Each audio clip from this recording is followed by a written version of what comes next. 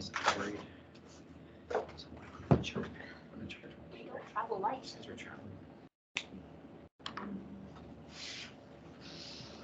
Alright.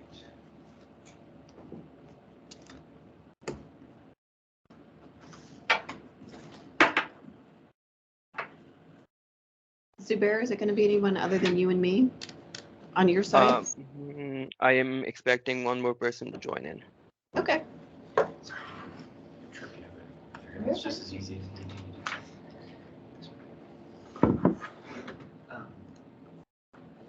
So here's what did you do? I'm gonna have one more time on that to make sure that we have the number of boxes that we need. Okay.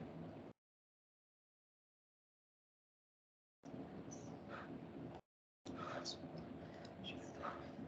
I have it in my saved or so Jamie, I'll count if we can. I have an extra box for Jamie. I'm gonna ship hers to and just include the big box. If that's the case. They would turn into 6 that go to Acom, but I expect them to have enough. I'll send her separately because she's not gonna be in office after tomorrow. Yeah, so it ended up being one box, just 5 together, and then 1, 2, 3, 4 separates. So 4, 5, 6 boxes. One of them being the big one. What if we only have 4 of the small ones? So that might be 1, 2, 3, 4. That knocks out these guys. So we just don't have enough. So where's their chance today comes with this? You're looking at I'll it. just cover empty Yeah. that matches. Yeah. So send her a quick note. Say, Okay. sorry, that's how it's gonna go down. She just. Or she's. She usually. She said she's having a ton of PTO and is just gonna literally hang it up for the year in terms of being in the office. She'll work from home, but she's got some PTO she'll use too. So, yeah. It's like you can't go dark on us now, James. You got some stuff to do. Like getting the data and sending information and keeping this thing moving. So basically, I have her address if we ever need to put back in. But everything goes there. So it's a 2, 3, 4, 5, All 6, right. 6. Am I disturbing Jared and Allison? No, you're not. They're fine. We're not even here. Okay. So, You're good. Deanna, Mhm. go ahead, Jared. Oh, I was just saying, you're good. Don't worry about us. Makes sense.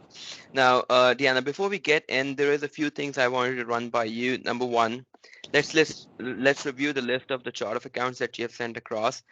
I believe you have taken the training instance and exported the chart of account list and revised that to include a few more accounts in there, right?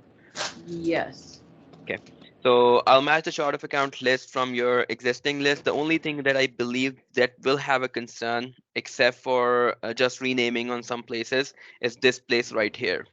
Can you see the screen? Yeah. Okay.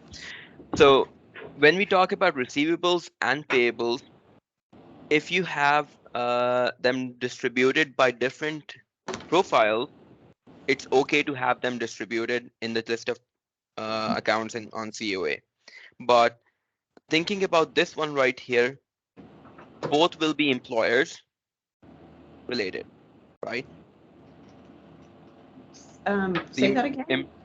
The employer will be the endpoint of both of these receivable accounts. Yes. The problem with that is because there is only one profile for the employer, and the account receivable assignment on the employer can be by the profile.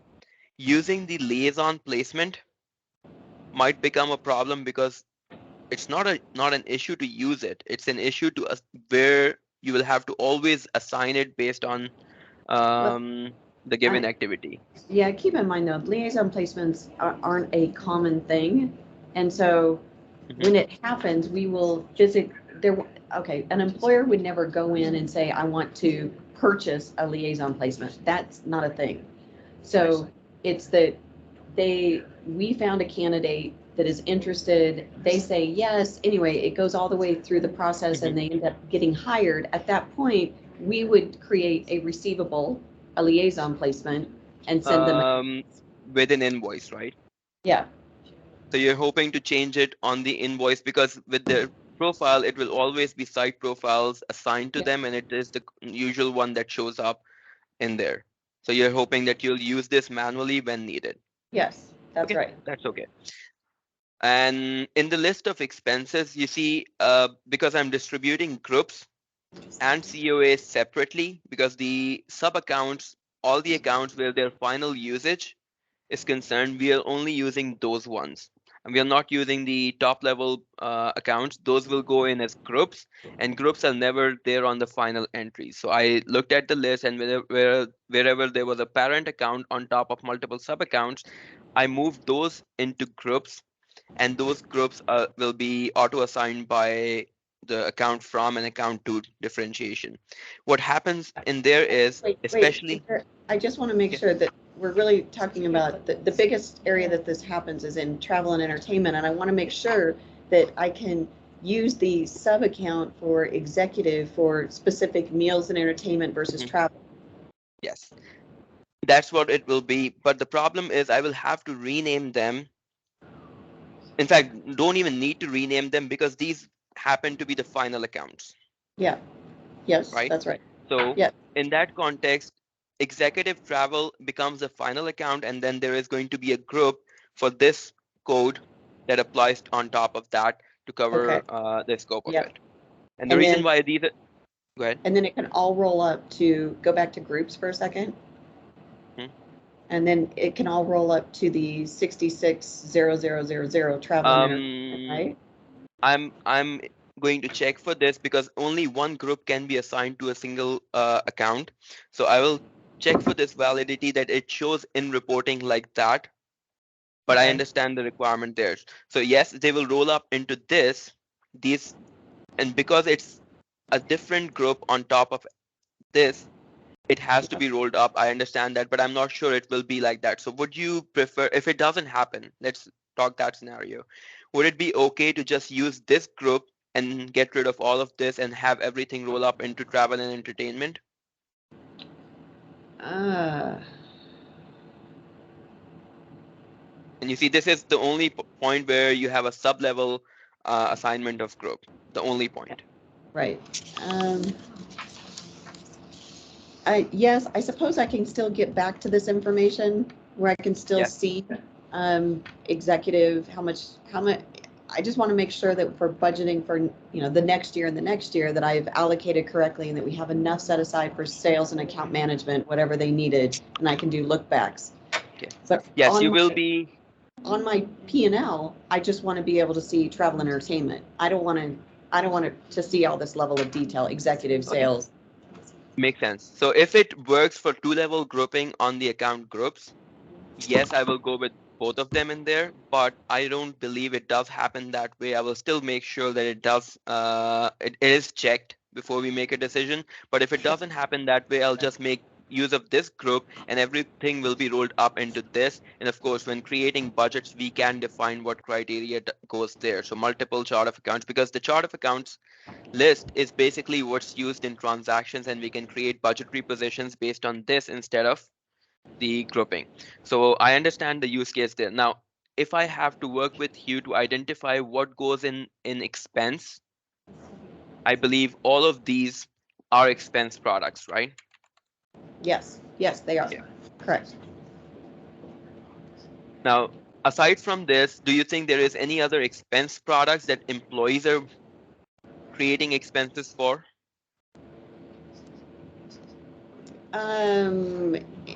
Well, employees can get reimbursed for things like miscellaneous office supplies or something. Okay, what is the chart of account for that I will use? Well, I mean, I didn't think of it the way you're kind of thinking of it. I just figured when I have a reimbursement that, say Jared bought, I don't know, whatever for the office, I would scroll down for me. Inside of his expense report, I would just put 690000 general office supplies and expenses and put that on his reimbursement. So I create one expense product that is named like this. So general office supplies and expenses is the one that will be used, can be used, and it points to this chart of account. Yep. Now, if I have to identify what are the things that you pay for using bills, so we can create products for those as well. Can we do that? Yes, pay for using bills, where I actually get an invoice, is that what you're saying? Yep. Okay, well, one of the very biggest things is R&D. Okay. And I did provide all of the detail for R&D development. So we have Mhm.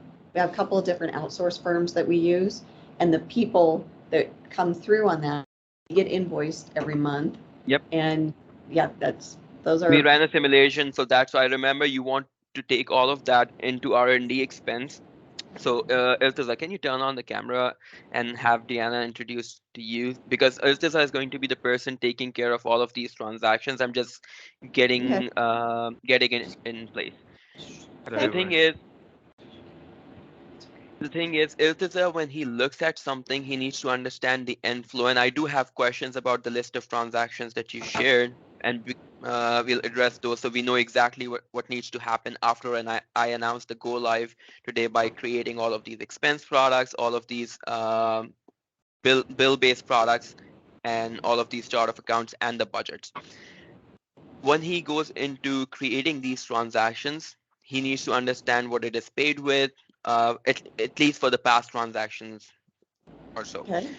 So we are trying to identify how far along can we go into not reaching out for you reaching out to Okay. you for questions and being able to do it ourselves. Sure. Now, let's say we start from expenses right here. I know for a fact that for now, your cost of revenue things won't need to be a product, Okay. but we do need the products for them down the road, right? So expense Right. Yes. products Yes. for creating this is a bill product, this is a bill product, and Well, when you say it's a bill product, I mean, the royalty, that's gonna hopefully auto-calculate, and we don't get a bill from anyone. We are the Yes. ones that create the expense and Yes. send the payment. Okay. But it follows through the payable scenario for the association. So we do have a product, and then when we automate the process, we use these products that are created, and the chart of accounts will be auto-selected. Okay. Now, going from that, the general expenses, I don't think this should be a product. The expenses, this is a very high-level classification. Do you think we should create this as a group? Yeah. But No, it's just that I'm just accustomed that at my chart of accounts, it has these big, the 600000 is the big header where you start with the expenses and then you have the underlying, the G&A, the marketing, the technology. Yep. And I'm just accustomed to it working that way. If Odoo Okay. doesn't work that way, that's fine, but makes sense. So in your context, I don't think you need this because this classification is the baseline of profit and loss. yes, that's right. So we don't need this account because no final transactions will be created here. No. Okay. Now these salary things, yes, we do think these need to be a product because when you share the payroll sheet and then you classify it by chart of account, I was looking at the payroll sheet you had extracted. We would need to do some spreadsheet work to make it in a form that can be imported in Odoo, but we are doing that since we know it needs to go into certain accounts. We'll make that happen. So skipping through this, if I get to this point, do you think this is supposed to be this marketing thing is supposed to be a product that's recorded? Do you pay bills for that? To Anyone out there? Hang on, let me look at mine for a minute.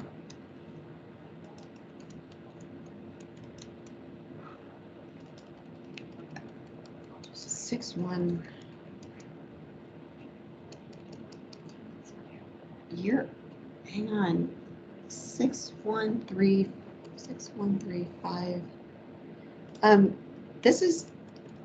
That's a payroll expense. Yep. Yeah. So is this completely internal? Yeah, this is part of, so payroll, what it gets included in payroll expense is the cost of well, first of all, it's taxes, the employee taxes, and the cost of the service that we use to do payroll. Okay. And yes, absolutely, the point is that I want to be able to bucket, I know my sales and account management team, I know what their salaries, their bonus, their commission, and the payroll expenses, all, broken out, but then all together. Because when I budget for the following year, I need to see, when I go back, Insperity is the firm it's called a PEO firm that we use, that Right. handles all of this. I want to be able to go to them and say, well, you're costing me X, I want to negotiate Y. And that's going to be your payroll expense, all It- inclusive of everything. It is, but again, this is all part of being able to dive into budgets. And if I want to be able to give Allison with sales and account management, be able to say, here is your budget for the year. Here is all of your staffing costs. And Right. then we obviously compare at the end of the year, or the end of the month, quarter, whatever. Here's how you're doing against that. Makes sense. So yes, we will be able to create a budgetary position for this, but I don't think for now, in case we decide to end up creating products, because importing the payroll entries will list down everything separately. So we can use the accounts directly instead of using the products. Now, thinking about where we get to this point, so 6.1, I believe all of this is supposed to be your payroll expenses. What about 6.2? Now, 6.2 is the group for marketing separately. Yes. Yep. That is our marketing expenses, and we've broken that out by whether it's association marketing. So we're trying to get new associations on board, and we're doing some marketing campaign to them, versus employer marketing. So those are obviously our customers, and we're trying to attract more customers. Our physician marketing, so that's the people coming, that are looking for jobs, and we do outreach to them. Then we have outsourced marketing. So we have a firm that we use, it's called Jumpseat. You'll see them in the vendor list that we're using. And then there's just a general marketing fund. So when I create budgets, I detail as much as I can, but then, I don't know what the future holds. So I usually do a general kind of slush fund of marketing. My question in that whole scenario is, Deanna, you being the person defining the budgets, that's completely right. You can set a forecast and then actual transactions happen. But what do we say how the actual transactions happen? I don't think you receive a bill for any of these except for outsourced marketing. How do we record these transactions and identify? Yeah, we would get an invoice from, I don't know, whatever source we were using to do employer marketing. A vendor would send us an invoice, and we would have to indicate that this was for employer marketing versus association versus physician.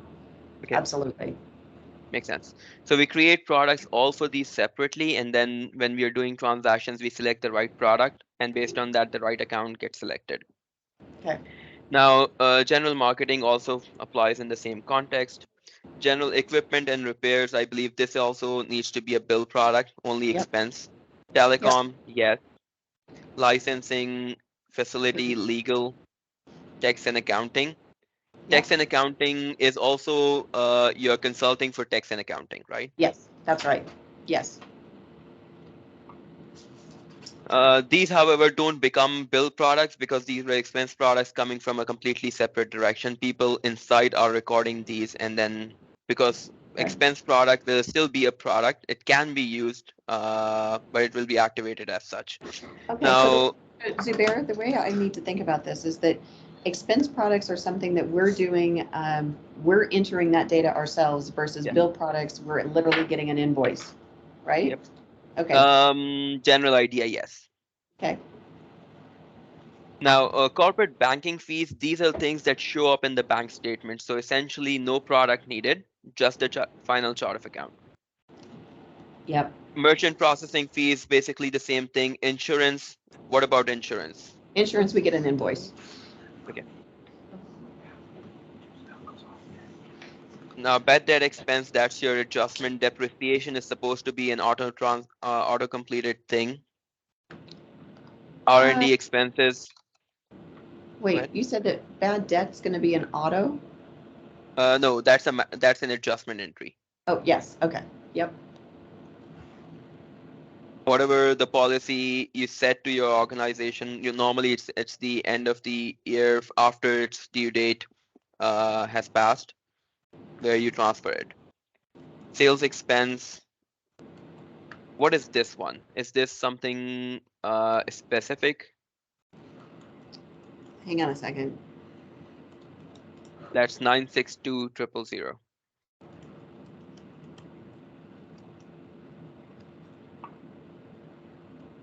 I cannot remember what that was.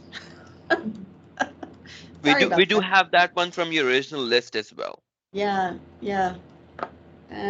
So for now we say let's keep it there. I will I will Okay. not keep this out, but not create any products. If it needs to be used, it can be used. Okay, so I think that that is what your current structure will look like. All of these chart of account gets created, and of course I do have a list of already existing chart of accounts because the original list was also entered. Any of these ones that do not match in your provided list, we'll create new, rename them, and match what your new list looks like, Yeah, yeah, I definitely and we want go to from look there. at the new list now, yes. Okay. Now the next thing I have on the list is your budgets for discussion. Mhm. Now in the budget, we say the budgets are provided broken down, and then the budgets are provided rolled up. I want to understand at what level do we create the budgetary positions? You understand that the budgetary position can contain a bunch of different chart of accounts. Let's say for salary, we say we create one budgetary position, which contains all of those things, or do Yeah. we create per type, which is salaries? Um, I think I would,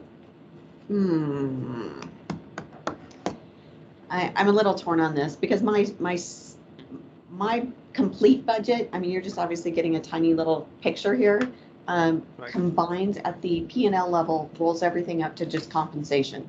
And it's really simple. But behind that, I am tracking just like this. I am tracking salary, bonus, and payroll fees. Okay. So we say we create a budgetary position for salary, Okay? and then everything from salary, executive, product, technology, and marketing gets rolled up into that. Okay, And then we that's fine. create one for bonus. Yep, that'll Okay. work. Let's just start there. And of course, if down the road you want to create a compensation for executive budget, yes, that's possible too. And then you can create a different picture, different tracking mechanism, and it will automatically impact retrospectively. Right now, we'll create budgetary positions this way, but you can go in and say there is a budgetary position that includes this, this, this, Okay, and it can be done like that. okay. Now, about the other expenses, let's say this becomes budgetary position, so salary, bonus, payroll. Then from Mhm. that point on, what do we need to create around this? Is it sales and marketing budget all combined? I actually have it broken out on mine, but I am fine with it being just a sales and marketing budget. Okay. So what the numbers you'll be tracking against, let's say take an example for salary, the number for Yeah, May is going to be $50,000. yeah, And then with that 50,000, you basically get a comparison of what the actual transaction Yep. levels were. yep. And for sales Understood. and marketing, 729 all the way through here, and then 6,979 on this. Then Yep, software and technology, that's a budgetary position. yes. General and administrative, Uh, uh, yeah, I'm trying to decide on, yeah, we can make it a budgetary position, that's fine. okay. So what we'll do is, I may come back later and put these more detail in, but let's start here. sure. Now, in this context, what we will do is select all of these chart of account entries, whatever accounts, sub accounts also fall under that code, and create a budgetary position. And the numbers then will go in by every month for these budgetary positions created. So on your budget for May, you'll find 1, 2, 3, whatever is marked, Yeah. you will find that many lines in there with their numbers entered. About depreciation, I believe that itself becomes a budget. Yep. Okay.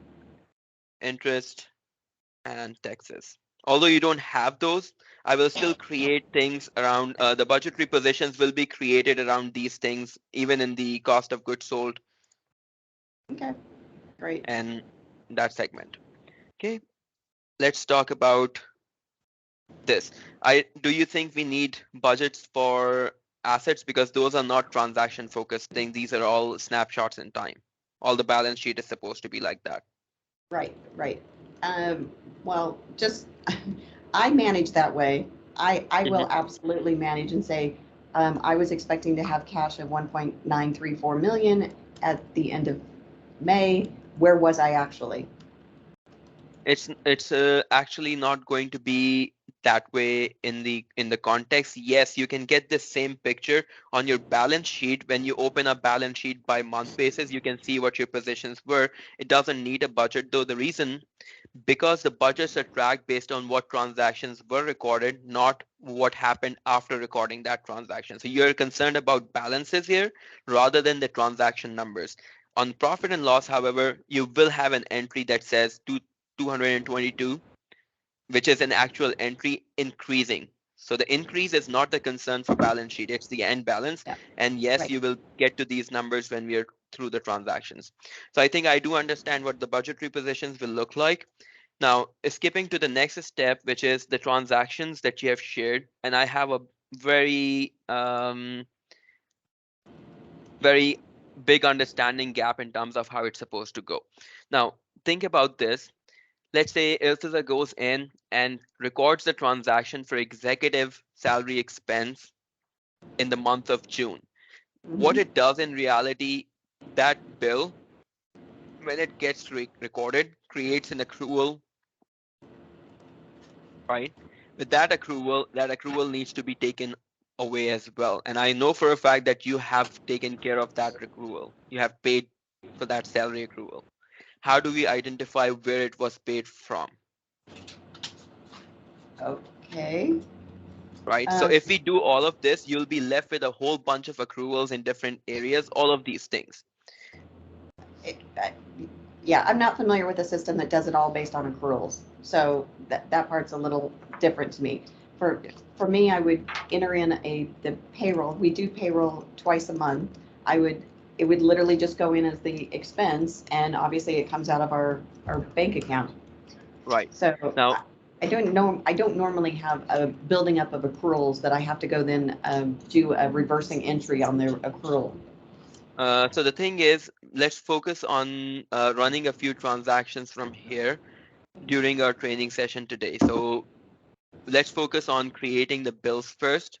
And I will create a bill for something from this list, and we can see and understand how it needs to go when we start taking care of these transactions. I do understand that your accruals are just with the expense that's recorded. You simply say that it's paid by that X bank account. But right now, I don't have balances on the bank accounts. When creating balances on the bank accounts, Diana, we will have to understand what the accounting equation is, right? So some capital was invested and Yeah. you got balances. Right. How do right. we go about that? There's going to be an opening balance. So I also want to be able to share with you what our current bank balances are. Well, the statements essentially every month. So in the month of May, we got a $3 million cash investment into the company.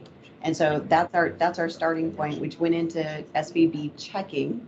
And that goes along for a little while until we moved roughly 2.5 million from checking over to the money market. So anyway, yes, you need to be exposed to all of basically the entire. So I do have a question about all of this. I have this broken out. I have all of this detail broken out into a Google Drive that literally by month, every single invoice that I have received, including the payroll pieces and the reimbursed expenses. So what's the best way for me to share that with all of you? Can we take a look at that? Is there a way that you can show us that information, and maybe you can share the access to the Google Drive? Yes, which is okay, but we need to understand if we find all of that information, because with the business process outsourcing in accounting, if we are not enabled to get the information we need, the problem that happens is we keep coming back to you, and we don't want that to happen. We want it to be a minimal coming back situation. Of course, I understand that. I'm logged in on, we're looking, this is through Justin's computer right now, so I'm gonna come in as well, and I'll share Sure. my screen and show you. But when you're joining the call, make sure you keep the computer audio off so it Yeah. doesn't create that reverb Yeah. effect. Iltazar, you're getting the questions that we are asking. We want you to start working on these transactions by tomorrow. Can you So let if me you know? have the layout, yep, I just did. So if you have the layout, Iltazar, we want you to be able to do these transactions. That's what we are trying to get to.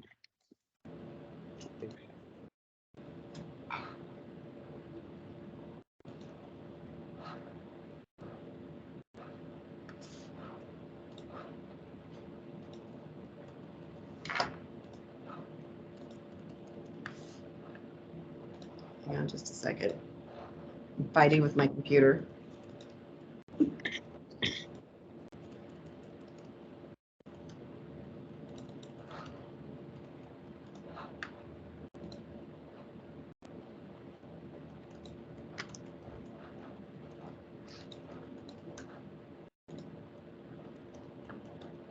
Okay.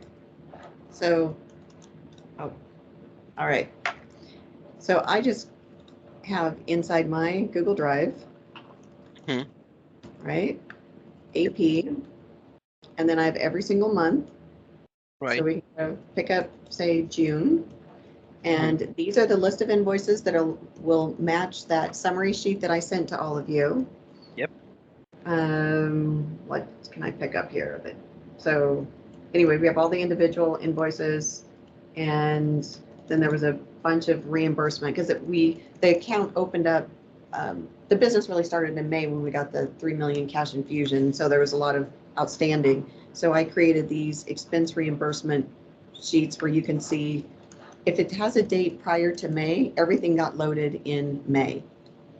Okay. Does that make sense? Because we've been working away for a year on this, and we just went backwards, but loaded it all in May for all of these outstanding expenses. So now that we're in June for this one, I've tried to give you the allocation account, so hopefully that matches the information that you've already received. Mhm. Anyway, it should, hopefully it has everything you need, but if not, you are going to have to reach out to me. But anyway, so what's the best way for me to share all of this? We can give you more than one Google accounts where you can share access. The reason why more than one is because we don't want it to be dependent on a single person only. So if that person is out for a day or two, somebody else has access. I'll talk through this with the team here and then find out And you'll see where in we can here, get access. I've got the monthly statements, so from Silicon Valley Bank. Mhm. So they're also included. That was the money market.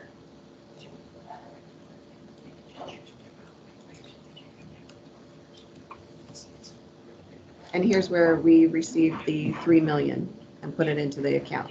So that's your opening balance on May 10th. So anyway, Right. do you feel like this has everything that you need? Yeah, no, there is still some information that will be required aside from this. You understand that when we get the bank statement, we don't know what the actual transaction looked like, right? Who did you receive it from? Who's the partner on the other side and everything?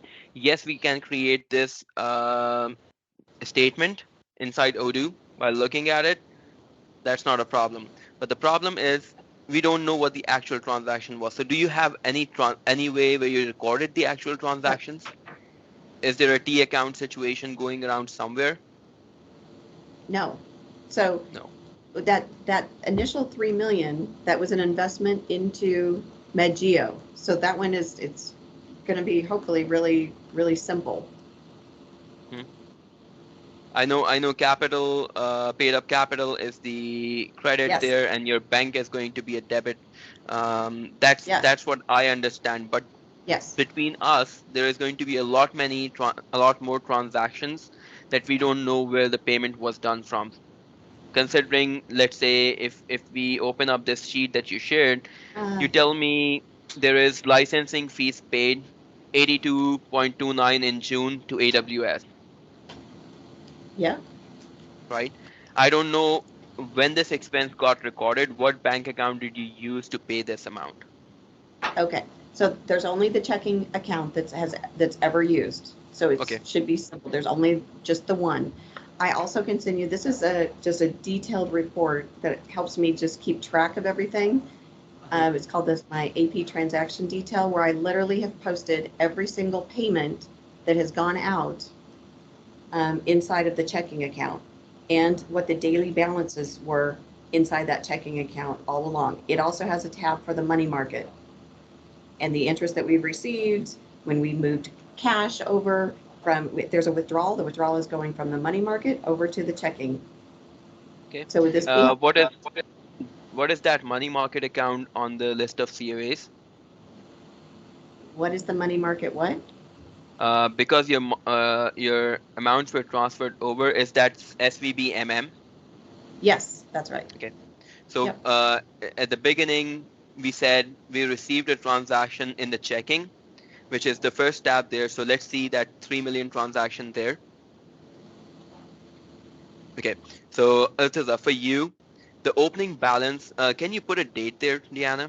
What date was that? Yeah, what was that? I think it was May 10th. Let me come back here. Yep, May 10th. Deanna, we would need access to this sheet as well. I think this Okay. helps. Now, I will make sure that.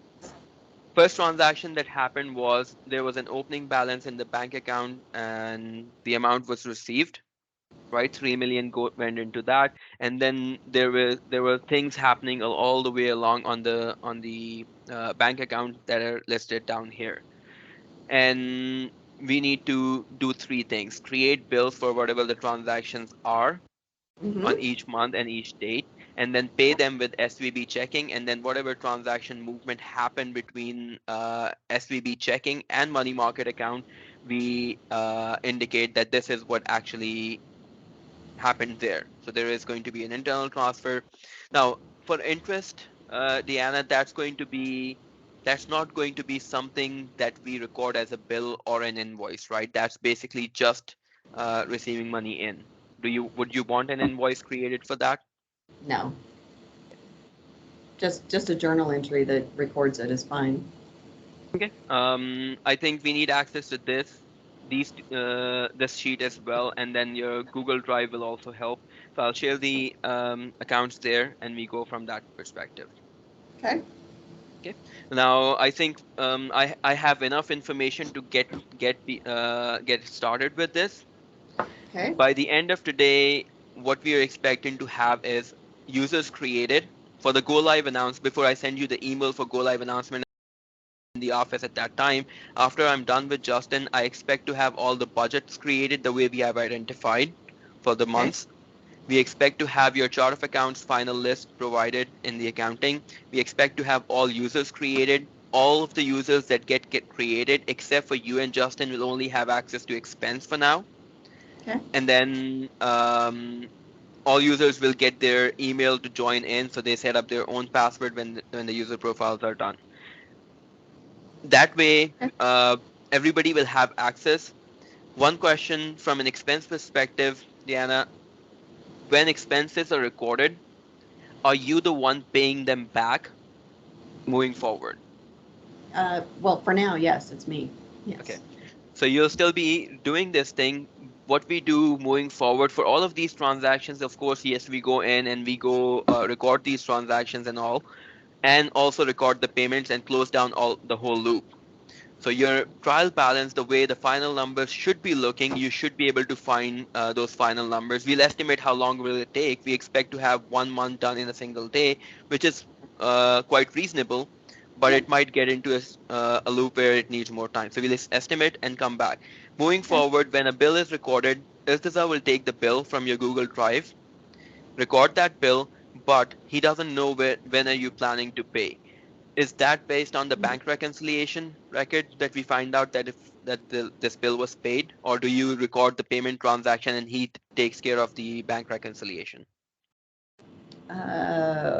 Let's see, I'm happy to go ahead and record the payment. Okay. And then you all can handle the reconciliation on the back end when the month is closed. Makes sense. When we get the statement. Okay. Yes, so you'll be taking care of expense payments. You'll be taking care of bill payments. What Ilsa is supposed to be doing is record the bills for you when they arrive. And then when the bank statements arrive, he needs to go back and do the reconciliation. Correct.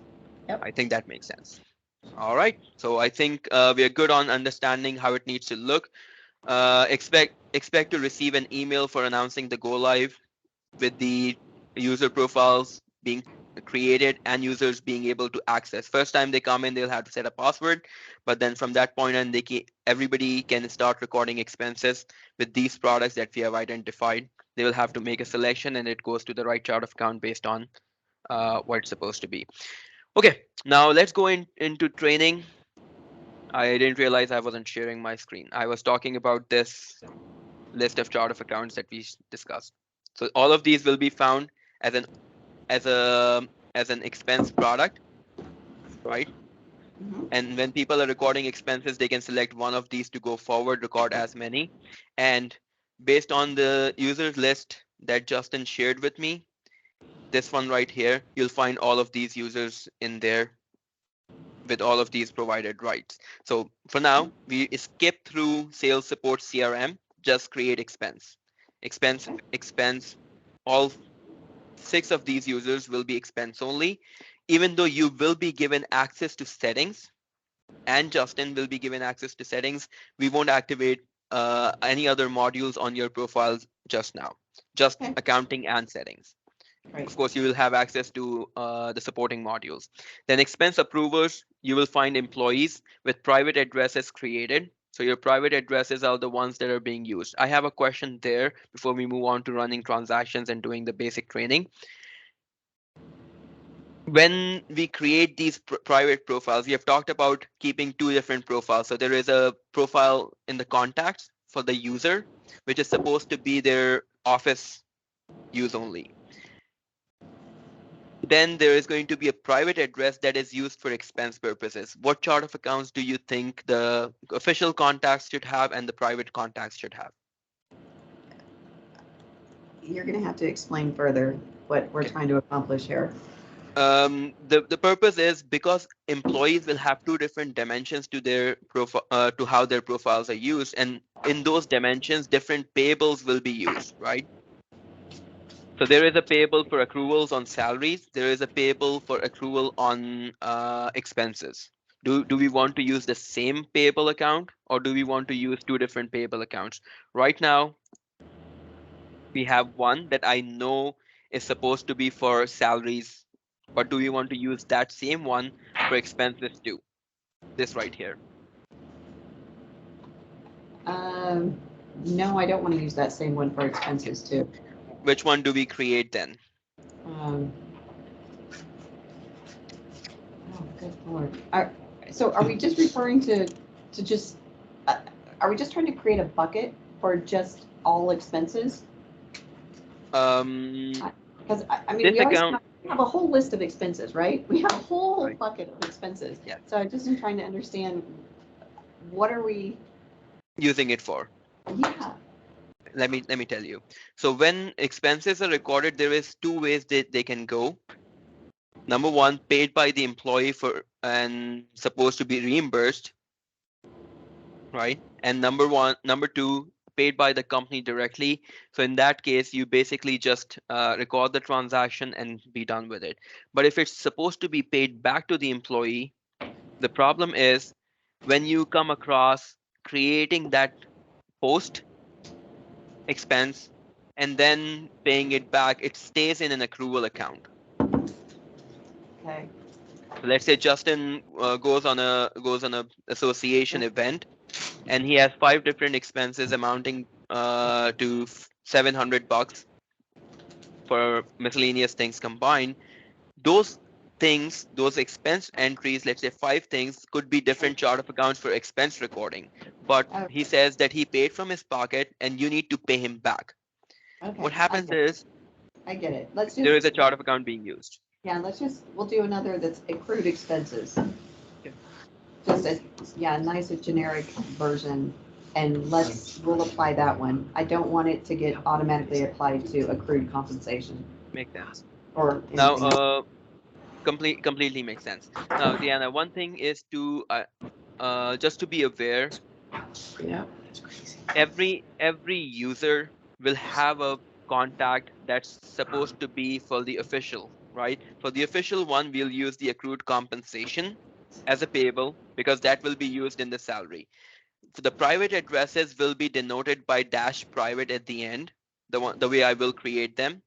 And those will not have any addresses because I don't know the addresses for these employees for now. We'll just create the profiles and use this accrued expenses there for that private address. When they Okay. do expenses through the expense module, this is the one that will be used. So their private address is the one that goes forward and gets used. Got it. All right, makes sense. Now let's take a look at what we have discussed. Now let's pick a transaction. For the purpose of training today, let's focus on what do we have training for.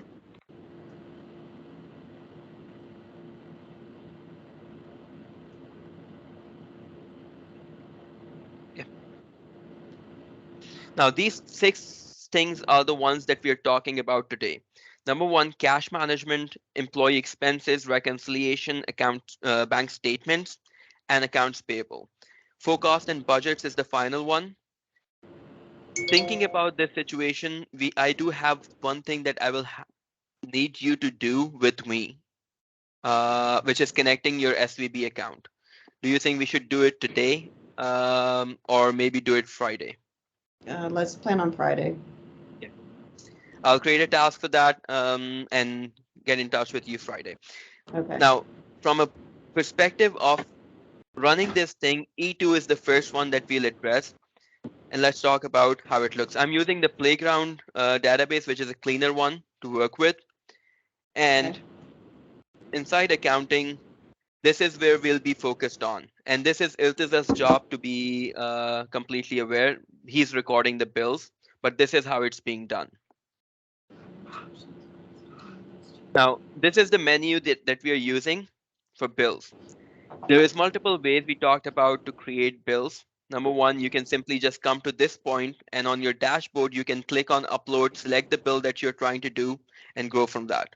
So in consideration, if we say we pick something like this, a bill gets recorded if the information can be identified. So this is a sample bill that it uses, right? And if the format is identifiable, it records these transaction lines too. But we think about your bills not being identifiable. So we get something like this on the side, completely blank, nothing fancy happening, right? So nothing happens. Iltiza makes selections of what the vendor was. So in your case, we find out the bill came from AWS. We select the vendor, we select the product, all the accounts. So once we have created the products, AWS will be technology expense. Okay.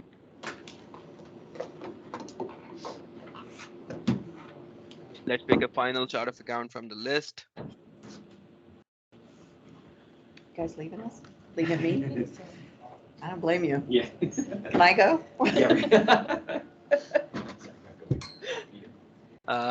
We're not gonna let you go that easy. Will you turn off the heater? Yeah, that's a bit hot, isn't it? Yeah, it's getting toasty in You don't here. have that issue anymore all of a sudden. Yeah, thank you.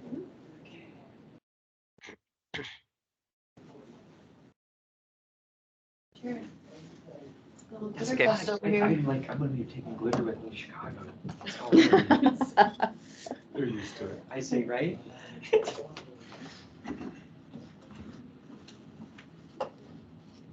Now, we have already talked about how this looks. So let's say we already have a product that applies to it. We make a selection of the product, and that way the account that is assigned to the product automatically gets loaded. But if we are not using a product, we basically come in and say we select the chart of account that we are using to record this transaction. Diana, can you point me to what account gets used when you receive the bill from AWS? Is it licensing? Yeah, licensing. So we select licensing and we say bill for AWS instance November 2022. Okay. The price on that is $450 for everything included. That becomes my thing. Now for AWS, right now the account that is being used for payables is auto-loaded based on their profile selection, and then it goes to account payables directly. Okay. There is nothing else being done here. There is no auto-loading or anything from purchases directly into bills, and then we select the date of the bill, and then we go in and we select the date of the accounting. In our instance, whatever the date of the bill is will be the date of the accounting at the same time. Do we agree? It's fine for you all to enter it that way. I may change it later. Okay. When you're paying is when Yeah. you change. Okay. I One might. thing we'll have I'm just saying, standardly, yes, that's fine. makes sense. Now the bill reference goes here. So whatever the bill reference is, in this case, we say the bill reference is this number right here, INV 2022. This reference goes here. And the payment reference, if they provide us with a specific payment reference for their statement to have that information, okay. Otherwise, we just take this information and we go from that. So INV both here. And this is where Iltiza is going to stop after confirming. At this point, you'll find yourself with list of bills that need to be paid. The way you come in is basically you get to the dashboard and you find out there is a bill that's supposed to be paid in the amount. So let's say this is open, vendor bills. This is an unpaid bill. You open it up. If you're paying multiple bills all in one go, you can go in and go through action and register payment. But we would recommend that you initially start from opening a single bill and registering the payment. Once you do that, you find yourself with the possible options of where you're paying from. The reason why checking is the top one is because we have assigned it that way, sequenced it that way, and you select checking, enter the amount, and if there is a I don't believe there is any check-based payments for you today, but if you were paying by check, the option is available, and then you click on create payment and go from that. For now, let's keep it to manual, and we create payment, and the bill gets marked in payment. Now, this is your job done related to bills. When this comes through, this is marked as in payment, and when SVB does send the statement through, we find ourselves with a statement created. So to basically create a sense of where we are actually getting a statement, I'll import in a statement myself, and we will control how it looks. Just give me a moment so I can pick that statement up. And so this is the transaction, right? Date is 25/11/25. 2022. The amount is -450, and the statement says AWS payment, and the reference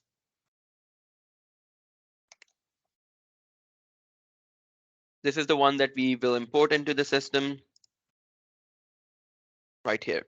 So a statement, SVB checking.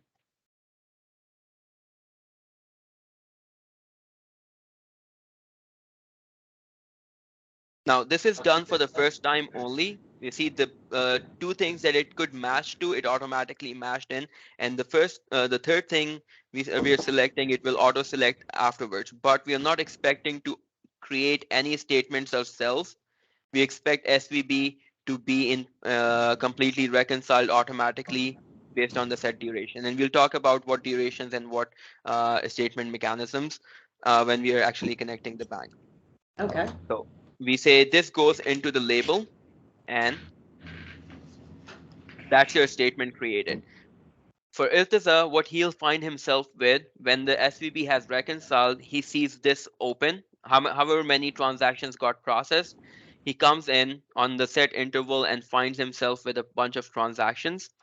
And when this opens, we already have a transaction that we recorded. So vendor payment, 450, this 450, this gets selected here, and then this process completes.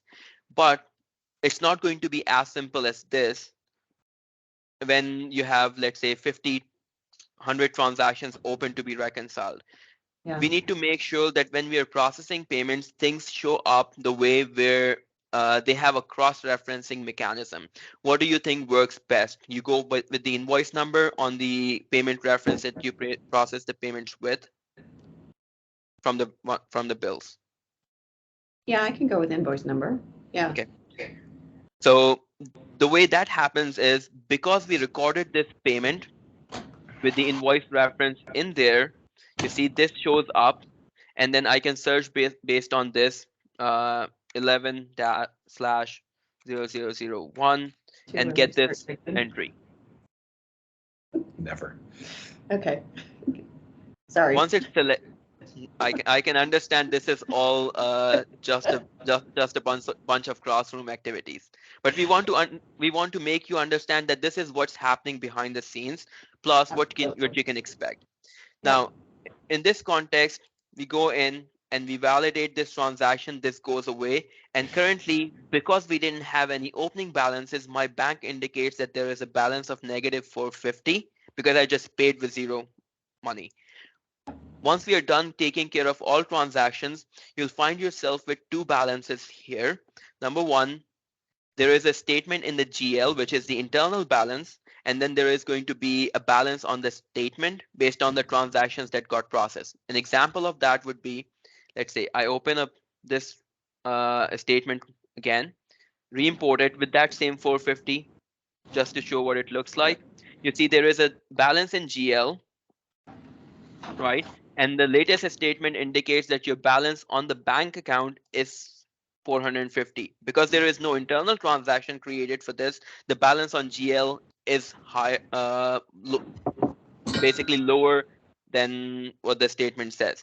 In an optimal condition, you should be finding yourself with balance in GL and a latest statement matching the same number before reconciliation happens. There is a statement of reconciliation report that you can get to, right? Which is right here inside this space. So let's say you find yourself with 5 different things that need to be reconciled. When you open this reconciliation report, you find out what's there in the statement and what's outstanding from the baseline perspective of, let's say you processed a bunch of payments that haven't shown on the bank statement, that will show too. Let's take an example. Now let's come in and create 2 different bills connected to this. I'll create the same thing again, confirm with an amount of 800. Create another one.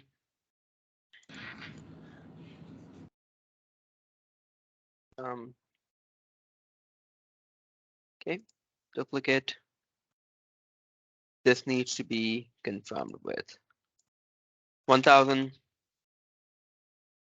Now these bills were recorded and the payments have not been done yet. I'm saying that you come in and you say, I've paid both of these bills, but not right away the bank statement shows up, right? So if I register the payment and say there is only one single payment done, I complete this thing, $1,800, and then the memo is going to be whatever you enter. Normally it comes with the bill reference automatically. Then we come in and we say create payment. Now, if I go back to the dashboard, because I have a bunch of payments, you see outstanding payments 1,800. Latest statement indicates 450, which is the final balance on the bank account representation.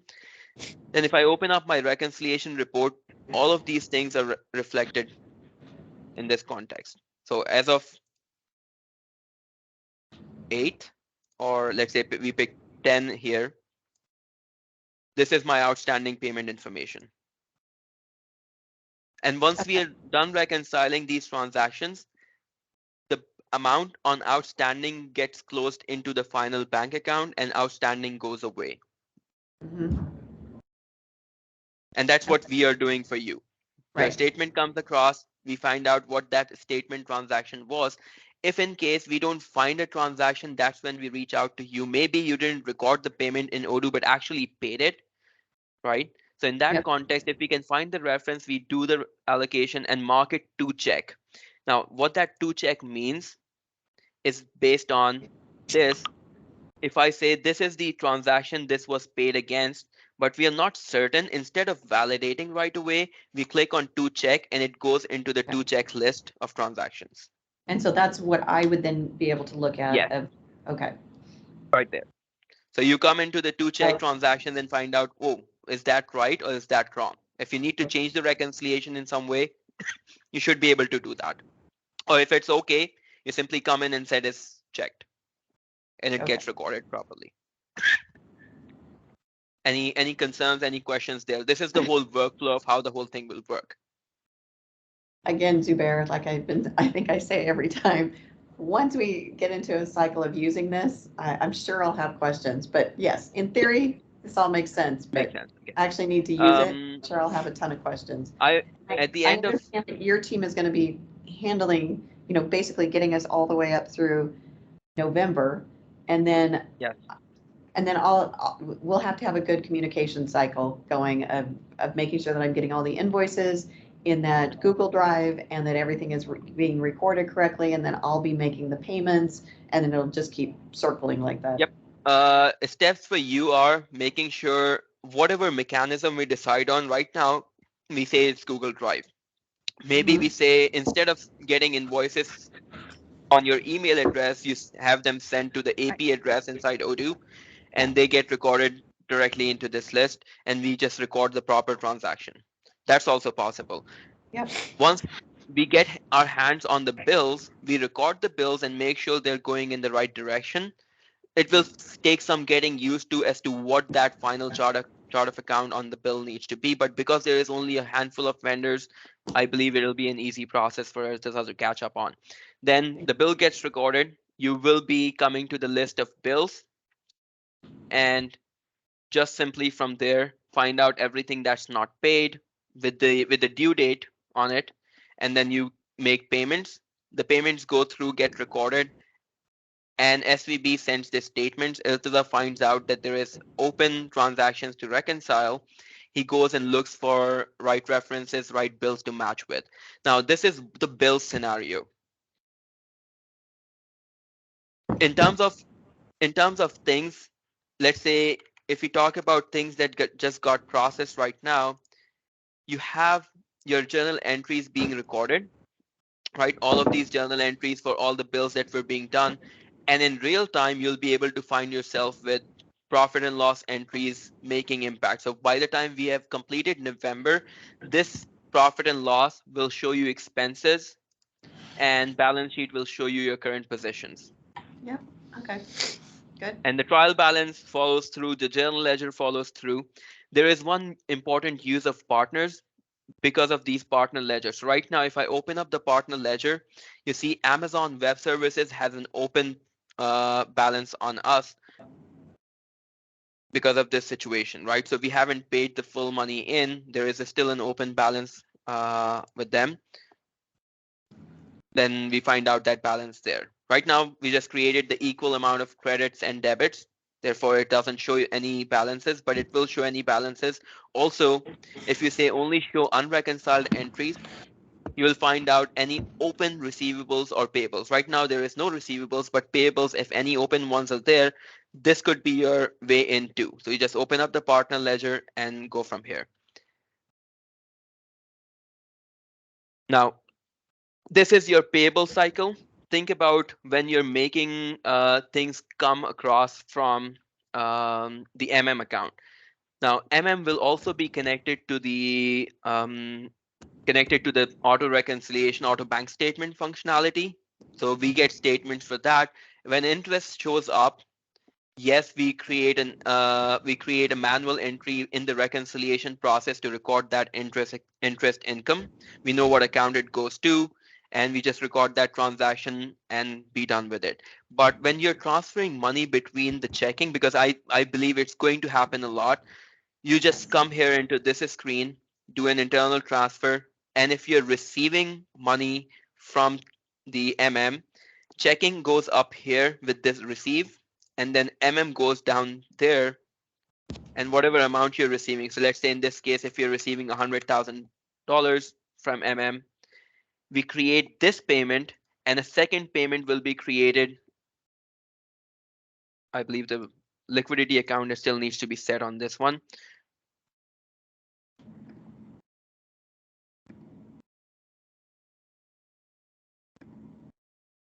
We'll come back to this.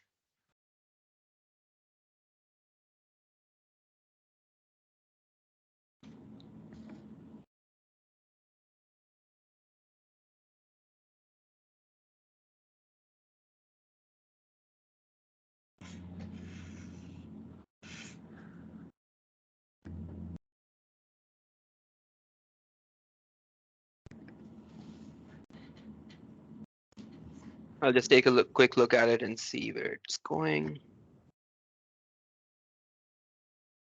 Okay. I think the liquidity account is supposed to be set in the backend, which I'll take care of before I hand it over to you. But the thing is that liquidity account gets a debit from MM being on the credit and gets a credit on SVB checking being on the debit. Now there will be two transactions that show up in the bank statement, one for MM, one for checking, and there will be two reconciliations completed on that behalf. The question with that is, would you be taking care of that, or do we wait until the actual transactions go through? That's No, another recording payments. I'll take care of that. Okay. So that's taken care of. Any other scenarios you can think of where money goes out or comes in, except for the payables and for internal movements? Makes sense. Now, the situation for expense on salaries, we will also be recording bills for that with the internal contacts for salary. So we talked about a user having two different contacts. The internal official one will be used to record salaries, and the lines on that entry will be the entry that shows up basically on your payroll report from the company you're dealing with. Now, talking about that, I do have that reference, that document as well. Let me see if I can get it opened here. This is the payroll report that you sent in format of, and this is going to be a repeated transaction situation as well. Now, this is the partner on that bill. Then these we need to classify where they go. And is it always these same columns? Yeah, but I gave you, hang on. This is the one that you sent across. Yeah, I know. I have created new ones that reside in each month, and it gives you the detail that you need. So it will provide you with the salary piece, if there was bonus, there's not, overhead, which is the cell phone piece, and then the payroll fees. So I actually, once you have access to the Google Drive, this is enhanced, and you'll know exactly which GL to enter everything. Can we take a look? Can we take a look so we know what needs to Yep. happen? Yep, give me just a second. And this is only done twice a month or just once a month? Right now, for what with the access on that you're gonna see, and to get us from May through November, I would say just load it in one time at the end of the month. Mhm. But going forward, we do actually have 2 pay cycles a month, the 15th and the end of the month, whatever that is.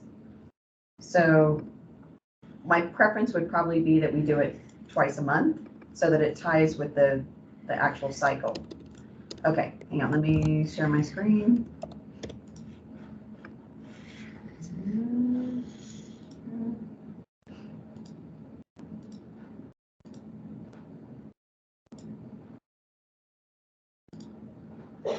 Okay, so this is what it looks like now. So I've taken July, and you'll see I've added, here's the gross pay, this is the salaries, right? Okay. And I have the GL allocation account right here. Hmm. Who belongs in what category, and then you come over to the overhead expense, which is the payroll. Okay. And there was an additional one, in Kristen's case, there was a few more fees in that particular month that weren't allocated, but they hadn't charged us, so they came back around and charged us, so there's a little bit more in these payroll fees. It's the same account as right here. Yeah. But anyway, so I think it's self-explanatory, but let me know that. Just a quick observation that I believe comes into this, which is if we talk about your breakdown, you have bonus, payroll, and salary, right? And also there is a commission. Do we Yep. have commissions show up here? And they would if we had paid any. But Okay. we haven't paid any commissions or bonus so far this year, which is why you're not seeing it here. And do you have to work on this sheet before, after it gets exported from Insperity? Well, yes, I did work on it. I added this column and this column, because obviously it doesn't come over and know what my GL is. So I had to add that piece. I assume that as the team becomes familiar, and the other thing is I should be able inside of Insperity to add who is the department. So that this is executive, this is product, Jonathan is technology. I should be able to get that, and in future reports, have that show up on here, so that then they'll know exactly which department we're talking about. This is a question from you. Do you think it makes sense for you to be able to record bills? On the bills, you will find yourself with these accounts, these allocation account numbers, and then you'll be able to find yourself with employee names for salary use. You create a bill and leave it at that. Deanna pays the bill when the actual transaction goes through, and you find yourself with a bank statement entry at the end, which is supposed to be for salary. Yeah, That I think work? it would work. I think it Okay. would work. And Deanna, we will use labels on the bills for salary months. Right now, this is supposed to be for July 2022. We enter a label with every bill we are recording for salary payable. As long as you haven't paid, it goes into accrued compensation. When you pay, it goes out of accrued compensation and gets into outstanding payment on checking. Then once the reconciliation is done, you will find yourself with the final checking account, and the money goes out from there. The final check account goes down. Okay. Okay, makes sense. And this is on this will be on the folder 2, right? The AP folder. The AP. Oh yeah, it's in the folder. Yeah, each of these. Okay, now I'll share my screen once again, and let's just take a look at the third type of expenses that we'll have. Now, in terms of the third type of expenses, we talked about Brian Burson being the person who does these expenses, and he has the expense use only.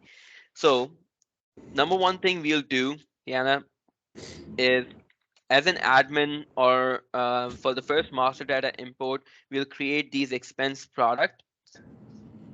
Right now, there is a whole bunch of them created. Let's say travel and accommodation executive is what you find yourself with. And then there is no debt allocated cost. Now, the use of allocated cost is if you have a predefined amount that can go into that use, you just define yourself with the amount here, and it stays limited to that. But in this case, we say it's, Sorry, what do you mean by that? let's say, if you expect this to be only 500 every time it's recorded, Oh, you limit it to the 500, but in your case, most of the things will start from 0 and the user enters the amount based on what they actually did. Now, the expense account on that is going to be, let's say we pick the actual account from in there.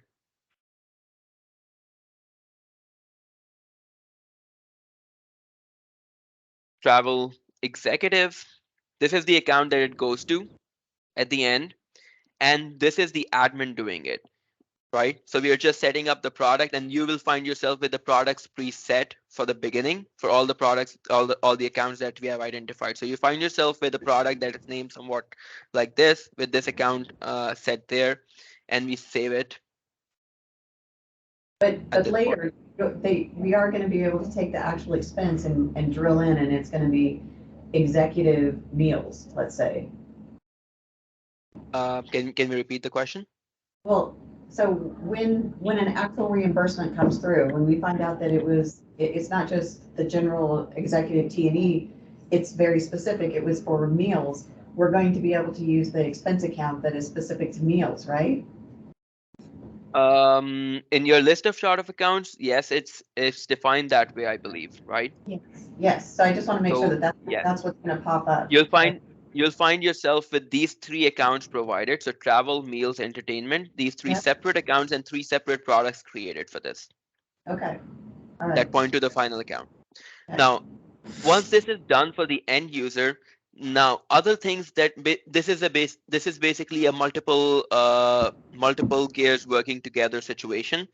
I have an employee for Brian Burson here, which you'll find yourself with for all the users that are created, and the work address for Brian here, we'll name this expense. So because there is multiple Brian Bursons in the list, there is going to be one for salary, and there is going to be one for expenses. The salary one is without any indication because that's the contact attached to the user, and it will be used in other spaces too. This private address, though, will not be used anywhere else, and it only stays as the expense, and the account that will be attached here is accrued expenses once we create that. Right now, it's just setting up the list, and that's why the question that if it goes to accrued compensation, it becomes a problem. For an instance, let's go create this account 213001, create and edit. That's your accrued.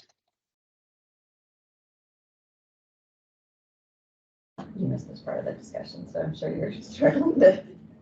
Don't stop for me. I'll watch the recording. I'm sure it'll be riveting. Now, this is again a different payable. Now, once we create this thing, we get to this point where this profile for Brian Burson expense is accrued expenses. Now, Brian has 2 things. Number one, a user in the system, an employee created for Brian, which is also allocated to Brian's user, right? So employees are normally attached to the related user this way.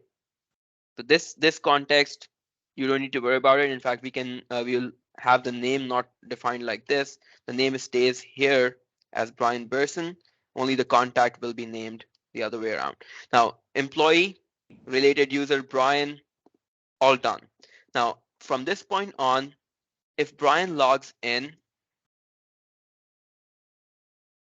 fact, there is one piece that I believe we also need to look at, which is who approves his expenses. For now, I'll use the administrator profile for setting up the expense. So expense, the administrator does the approvals.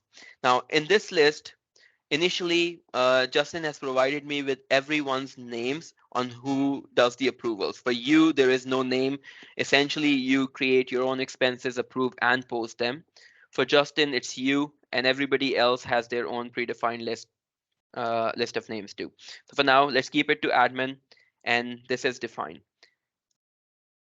Now we come in as Brian in this context, and Brian gets to this position where he logs in and finds himself with the expense module being the thing.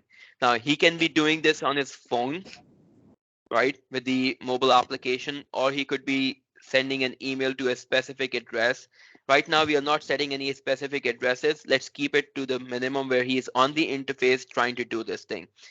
When he comes in, he goes to the expense module and says, I have something that I'm doing as an expense and I'm recording this expense. He doesn't see what the expense is, but instead he selects the category, right? And he says trip to NY. The total expense is $200. The expense, there is no customer reinvoicing. It wasn't supposed to be for any specific analytic accounts, no association based for now. Later down the road, it might be association based and he will have to select this. But for now, let's keep it like this. Now he has two We'll wanna have options. those- One, I think we'll want to start having association specific expenses pretty soon. Yeah. Right. so do we want to Costs to get create? money, they're not bringing any in yet. Do we want to create any associations names as analytic accounts right now, Justin? Should we create one for We ACOM? might as well create one for ACOM. Yeah. Create. I don't want to get into it. I think it'll be too complicated for if Jared sees three different associations Yeah, I on agree. a trip. It's like, is he going to Yeah, go that's a through good and point. allocate? Yeah, there's a rule of diminishing returns there. returns, yes. Yeah. But if But- we are but- taking on expenses like we're hiring a photographer or whatever, Absolutely. that kind of stuff. Yes, yeah. So for now, let's keep it there. And Brian is selecting. Dale, I Yeah. really should apply that to Right. to that Yeah, entire could- 36,000. Should we go to? I feel like it'd be good to just go ahead and create one here, just so we see how it works. Okay. To create an analytic. Now, But I don't know if we're in a place to do that. Tell me if not. what are we talking about? The analytic? Yeah, it's creating an analytic account for ACOM, our first partner. We can create one, but Brian doesn't have access to, so I'll have to come back as the admin. Oh, and got do it. that. Okay, forget That's why about I'm it. stopping. We'll come back. We can come back to it later. And we have seen how the receipts work. I'll just go in and attach something here from my list of things already in place. Let's say this is what the receipt is. And Zubair, that's still not working from the phone, from the app for me in this environment. The new one or the old one? Neither environment. What are you seeing? What happens when you try to do this? It goes all the way through. I Mhm. click the attach receipt. I take a picture. I click use the button and it comes back to the screen, but there's no receipt attached. Hold on, I think. So you're using the mobile application or the browser version, right? The mobile application, yep. I'm opening up my instance and seeing whether it works because I have done this in the past. Aaron uses this all the while. So if we don't have it working, I'll have to take a look. Yeah. The got- simplest ways is I got it to work once by clicking on the paperclip, but then I tried to walk through doing it that way yesterday or the day before, and it didn't work that time. I'm in the mobile application myself, and I'm taking a picture.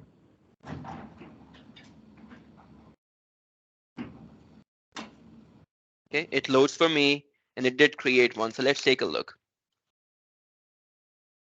This is on Silverdale's instance, by the way. Okay, expenses, and this is what I just created right now. Yep. Pardon the bad handwriting though. No worries. Yeah, I know how it's I supposed to work. It's just not working in our environment. I so don't know how what we get part that. do you see happen when you take a picture? Do you press and when you press on that checkbox or the right move forward icon, there is two icons that you find yourself with in a normal scenario, right? One to cancel, one to confirm. Yep, What and I happens after? I confirm and it brings me back to the expense page, but then there's no receipt attached to it. And it does create an expense though. Yeah, I can create an expense on the device. I just can't upload a picture.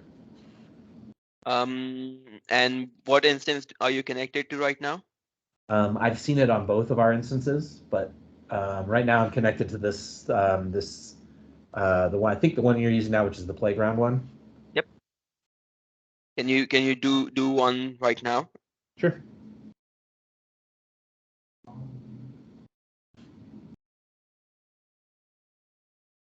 And you have access as an admin, so you should be able to create one and then go from that. Okay.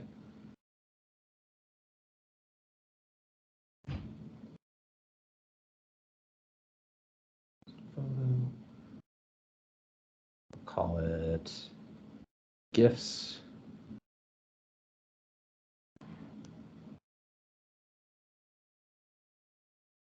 $100. I'll put it on Brian Burson too. Okay, and then I go, do I need to save first? I guess I shouldn't. I go attach receipt.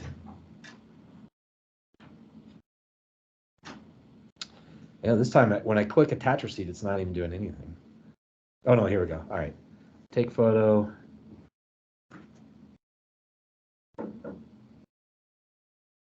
Use photo.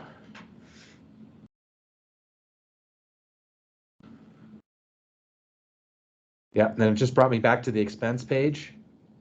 Mhm. But I don't see the attachment. Do you see it now? Yep, There's yeah, text photo. I'm not seeing any attachments as well on this. And you use the attached receipt option? Yeah, I used that one. Exactly right. That's not something I've seen happen very often.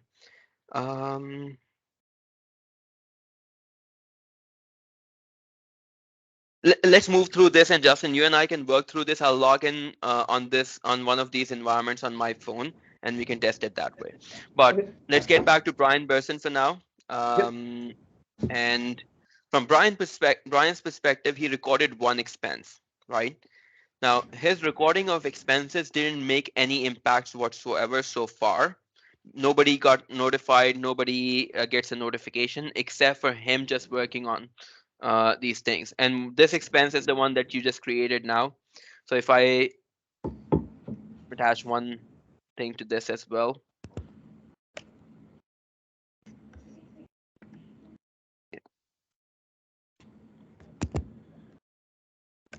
All done. These two expenses are the ones that he recorded.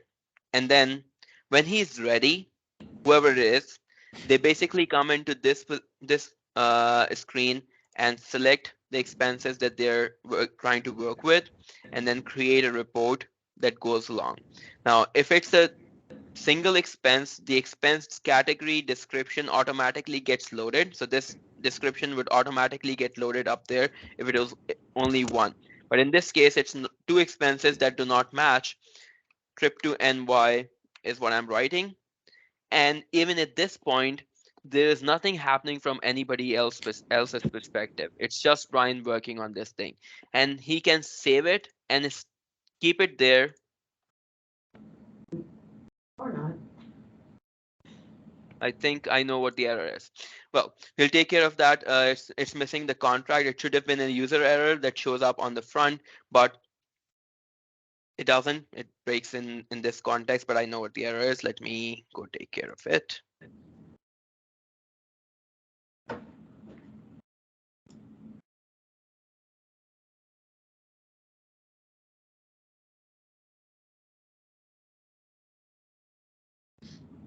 Please.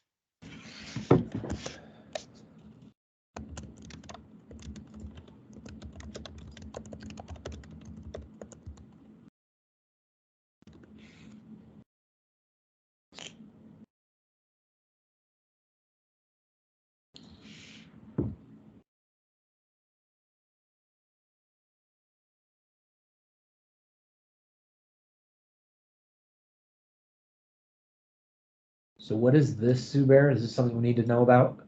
Contract? In the beginning, no. We just create these on the go. The contract is basically something which identifies that the user who's in there or the employee who's in there, what is their contract start and end date and everything that's connected. Okay. So it's supposed to be something that normally works as a payroll context. But we have to have it for expenses too. Yep. Okay.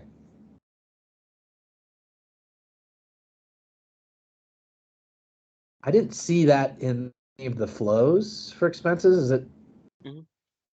I just don't want to. I don't want to lose that in case we are needing to add somebody. Do we just have that documented how we add a new employee?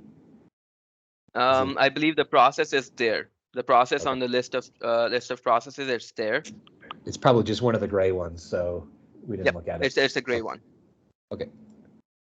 I think let's not spend any time doing this process on the environment here. I think Brian Burson is in the same position as what we are on the other environment. So let's go through that. The idea is basically expense gets recorded by Brian, and then once it's through, whoever's the responsible for the approval gets a request for approval, and from that point on, Diana, you'll be involved in terms of recording, posting, and then paying if it was a reimbursable expense. So let's complete the workflow through the admin user just to see what it looks like from the different users' perspective in different in a single breakdown. So expense here. Brian is the employee that we are doing it for. The expense is any category.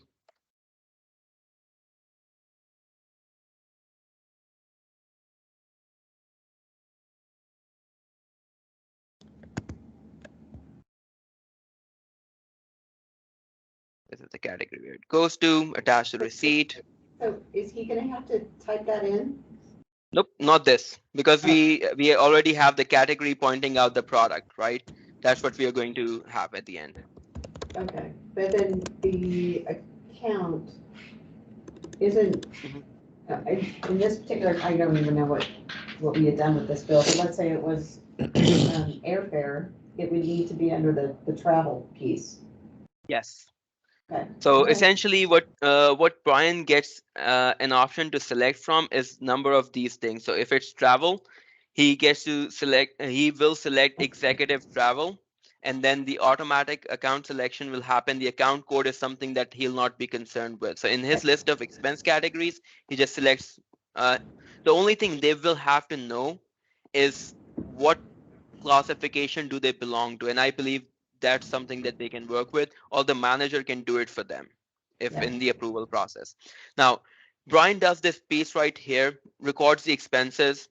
And let's say if we talk about one expense recorded already and a report created, and he wants to add something else in there. So in this case, we say trip to NY, and then the category here is meals, Okay. which is currently going to the same, but it will go to the separate account, which is created underneath the travel and entertainment, which is executive meals. And he says $100 here, attaches the receipt.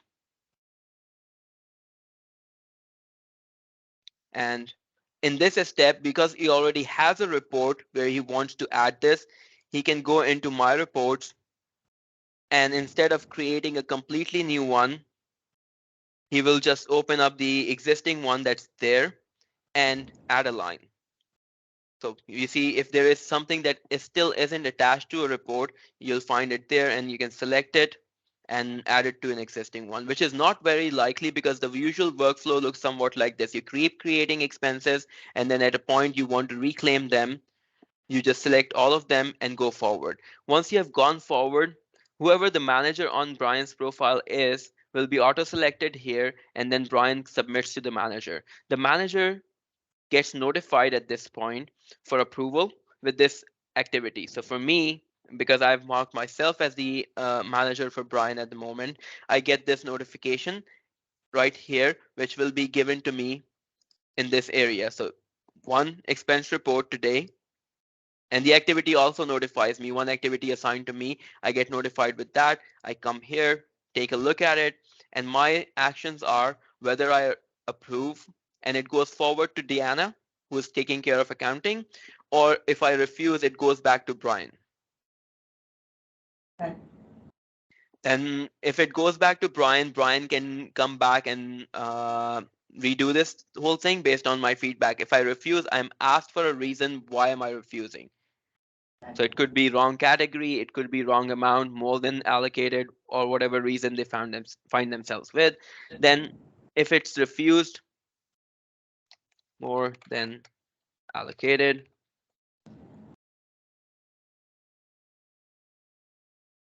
it goes back into refused, and Brian will have the leverage to get back to it and reset it back to draft and change the things that have been identified. And the refusal reason basically is notified for Brian as well. So you see Brian Burson gets a notification here that your expense report has been refused, and the reason is also provided to them. This goes out as an email if the notification settings are set to email. Otherwise, it comes back in as an Odoo notification, and it will be notified right there to Brian.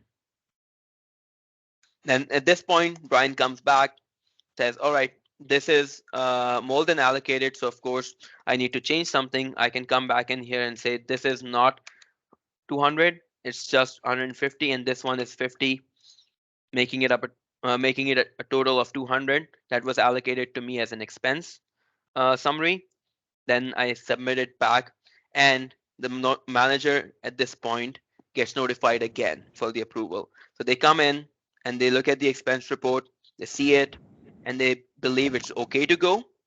They approve it, and it goes to the next step, which is the accounting user looking at it. Now, from the accounting perspective, Deanna, you won't need to come back to expenses module.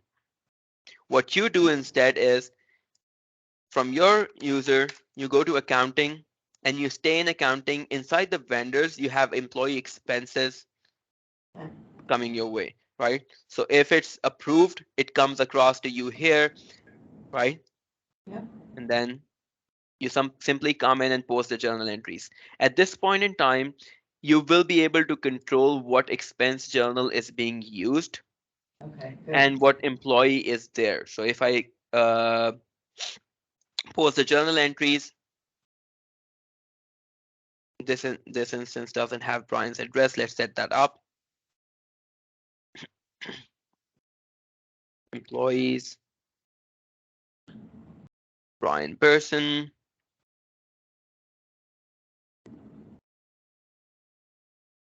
Brian Burson. Expenses. Accounting.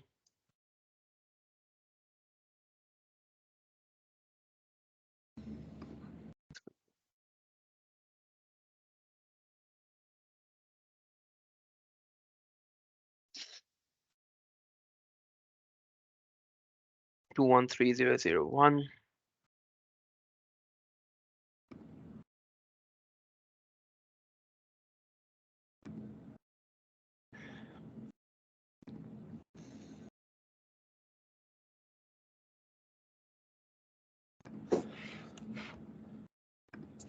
Now, post journal entries.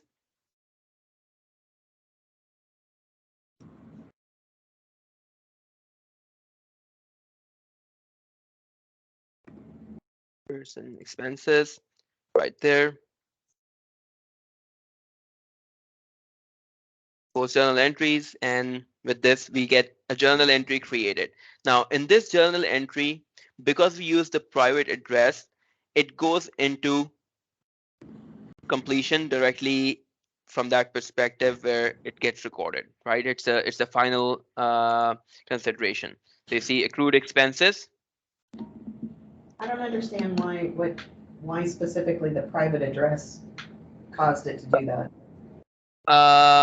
The reason for that is because if we talk about that salary versus expenses criteria, you already have a contact for Brian Burson. based on when the user was created, that will have the salary account that will use it, that we'll use for that purpose. The private address is basically something that is kept completely separate and is used only for expenses in the automation. And it's supposed to be Brian Berson's actual private address, so where he lives. Yeah. That way you're basically killing two birds with the same stone. If you needed to keep that information, you're keeping it somewhere. And this, in fact, this address right here, whatever's set as a private address here, it's kept private and only a certain number of users will have access to that if you wanted to control the visibility. Yeah. Accountants, of course, do need access to this because they're paying for expenses, but nobody else outside of accounting and HR is supposed to have that access So right two given. contact records for every employee. Okay. Yes. So there's two, And, so we have two contacts for every employee, basically. Yes. And the one for expenses, we'll have to create those. Hang on a second, Zubair. Every employee doesn't necessarily have a reimbursable expense. I mean, when you. So Right. It's, Right. so Okay. not necessarily if we have 100 employees, would we have to do that? Yeah. Okay. It's, but even then, Deanna, think about this situation where this person right here is an employee and everybody will be an employee. So their private address is already there, right? There- We need to another have that. Private information. Yeah. And I also have it on the disparity side, but Right. Right. Okay. we can Yeah. have it in here too. Makes sense. Now, from this point on, because this was a reimbursable expense, we have this register payment option. So Deanna, you will be posting and registering the payment when the expense is actually paid. Where you find this is in the same option right there. So you get to employees expenses, and then you find yourself with this where this is posted but not paid. You get to here and then you click on register payment, and from that point on you select where you're paying it from and then complete the payment. Can I do? Make sense?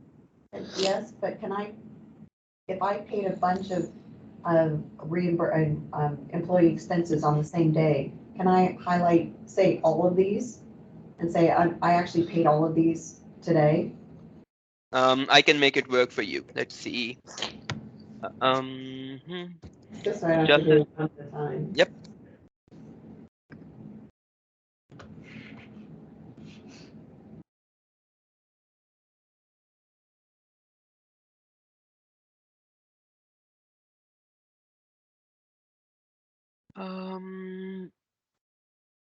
How can I activate that without accessing settings? This instance doesn't have settings, but yes, you can do that. It will be a separate menu, which will be purchase receipts, where you will be able to come and get to this point where you're seeing the list and you're paying. Okay. But again, that's something that you're going to have to set up on your end in order for me to be able to do that. Yes. Okay. So let me show you what you will see. What you'll find yourself with is this number, this many transactions open, right? And then you'll find yourself with unpaid transactions listed down. You come to that and then register payment and go that way. This is exactly what those transactions are. You see, this is the one for Brian, and then Yep. there is one for Justin from back in the day. We register payment. One thing, these payments will be done separately because one payment is going to Justin and the other one is going to Brian with their Yep. partner attached, right? Yep. So you do SVB checking, create payment, complete transaction. It shows you that there is transactions completed for Justin and for Brian. Because we didn't group payments. If we had group payment, there would only be one for Brian, one for Justin. But right now it's doing a payment for each expense separately. But we don't have to do it, have it show that way. We don't. have to. You can simply just go in and say group payments all in one place. So if we select 3 of these and go register payment, and I think this one, the 2 of these are already paid, it's only one, so it's not going that way. Let's see if I can unreconcile.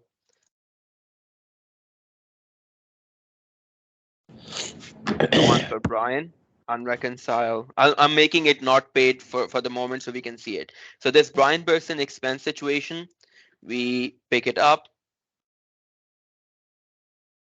And in fact, let's include Justin too in this. Unreconcile.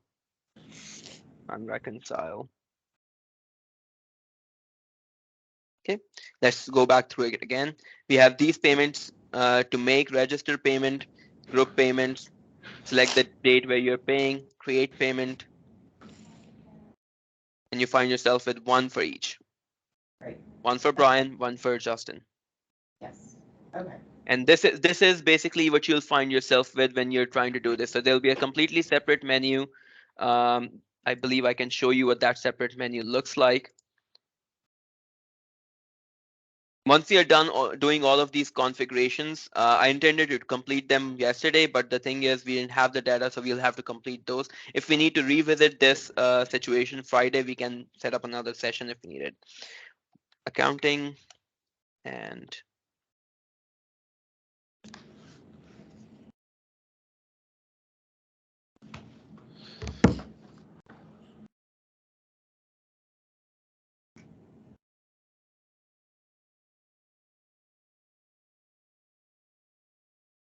right there, purchase receipts.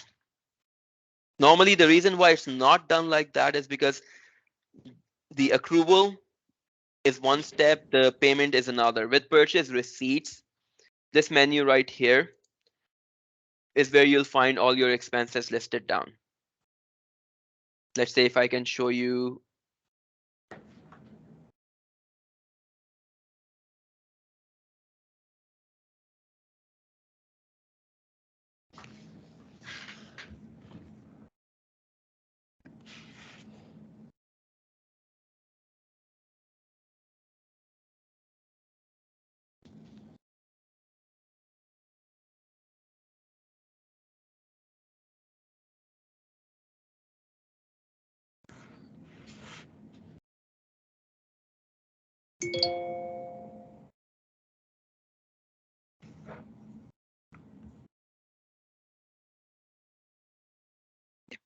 So right there in the receipt segment, you find yourself with one receipt which is not paid, and you pick from here and go to register payment from here or here.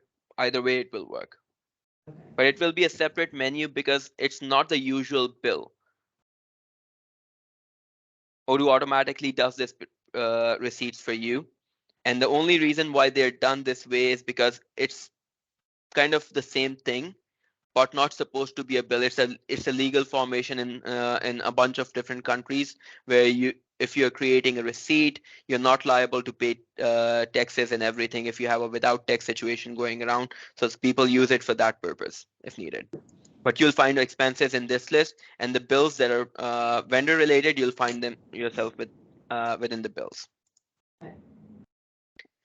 So that's another one of those actions that you'll have to do. Now, between the three, Justin, the way it's working right now, I will create everything that's needed in order to make expenses go all the way through for all the users that are required, including you and Deanna.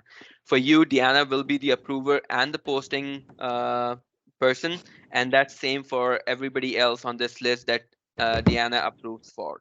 This is the list we agreed to that will go. Any changes required there? Look okay to you? Yeah, looks great.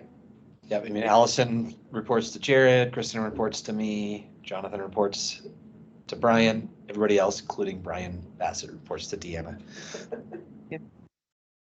Forever. And Deanna reports to nobody. Deanna reports to herself. Deanna is sovereign. So looking at the workflow for the whole thing, Kristen does an expense and just keeps doing those expenses. And when she creates a report and submits for approval, it comes to you. You will find yourself with an activity here that you take a look at and approve or refuse. Then from that point on, once you have approved, it comes to Deanna's list of things to do. So she opens up the expenses in accounting and posts the journal entries to get an accounting impact. That's the first time where accounting balances change. There is an Okay. accounting journal entry. Before that, there is no accounting journal entries created. At that point, if it's supposed to be something that was paid by the employee, okay. But if it's not paid by the employee, let's take a look at that scenario. So coming back to the same expense situation, I will just run it as as the admin. I come in here and say, I'm doing an expense for the same category. And you see the account comes across. And if it's a normal employee, they don't even see this. Zubair, They don't. Mhm. I'm gonna stop you. Go ahead. I'm not watching you do this anymore, okay? Okay. We need to have our hands on, this is not training, okay? This is just watching you do stuff, which is what we've been doing let's ever since we started. So can we let's do that. can we get in there and do it and actually walk through a process? Yeah. Unfortunately, I have to leave in 12 minutes. I've got a hard stop, Yeah, but and I No need to problem. stop. We'll do the bill, we'll do the expense, Okay. and we'll do the for now, let's keep it as your own user. okay. That's okay. I won't ask you to log in with 3 different users for seeing the 3 different roles, but we'll walk through. So Deanna, you can log in as yourself. Do you need me to send the URL across? It's the one, it's in the Slack channel. It's the, I have one up. I'll just go with number one. Can I do it in just whichever one I have? Oh, I'm on the Medgeo Ventures training. Is that not good? I think we want to use the playground one. I think it'd be better if we're all in the same place. Right. Okay. I assume that's somewhere that Zubair sent that recently. It's in the Slack channel. Oh, okay, sorry. It's okay. There's a, playground refresh is the one at the top. Okay, playground, got it.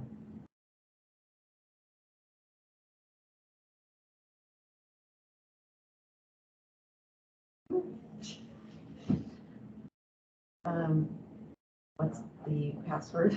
It's mgsim123. In, MG, like Medgeo, mgsim, is it all lowercase? all lowercase, Sim. 123.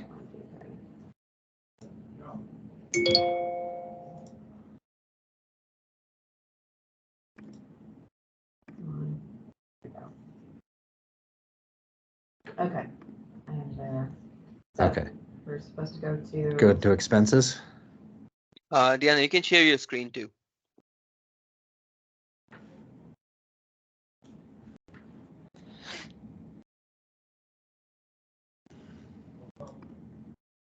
Into SVB right now because they did the changeover. Oh,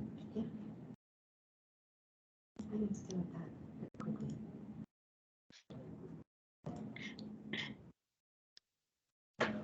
Okay. Okay. Create an expense. Yep.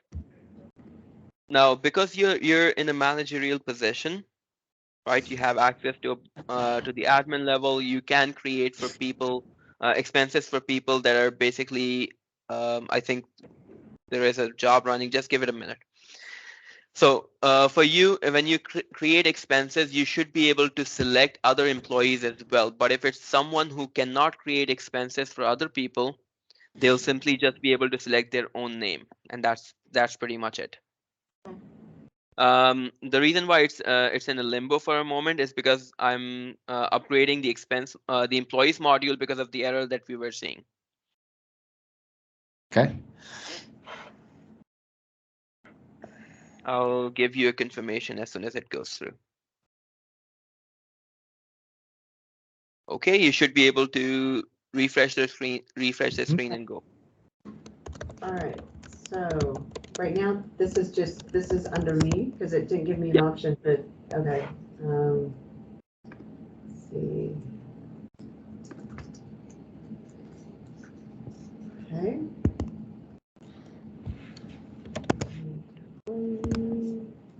Oh, category, general.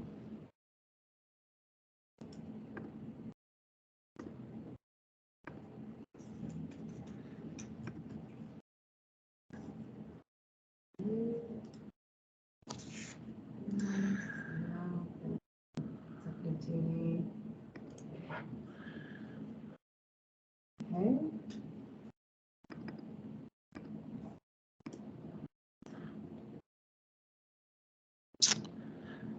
I've got an Odoo client error.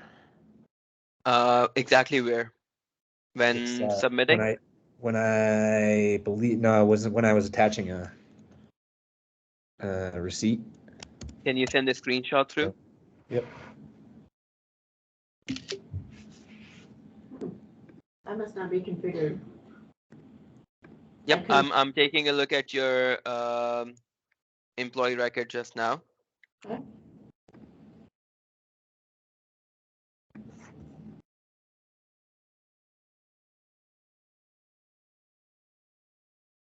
Okay, can you try now? Oh, here, let me Um, refresh there. hold on. Now let me try. I want you to go in on the top right. You have your own name showing, Deanna Bassett. Yep. Let's go in there. Yes. And go to my profile and add your email address in there. That's what's missing. Okay.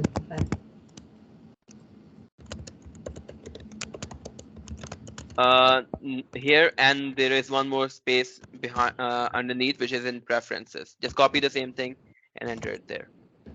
I'm sorry, right here? No. In the preferences tab down there, bottom left, Yes. you have Here, here. email signature and email. All right, Yes. got it. You know what you're looking for, I don't. Okay. Anything else? Let's go back and redo this step. Okay, so go back to expenses. Now that is there, so I should be able to click on it, right? You don't have to select. On the top left, you see discard. Yeah? Yep, click on that. Remove the selection and just click on the record. Yep. Okay, You already created a report, so you see instead of creating a report, you have the option to view the report. okay. Okay, now I can approve. Yep. And it goes to post journal entries next.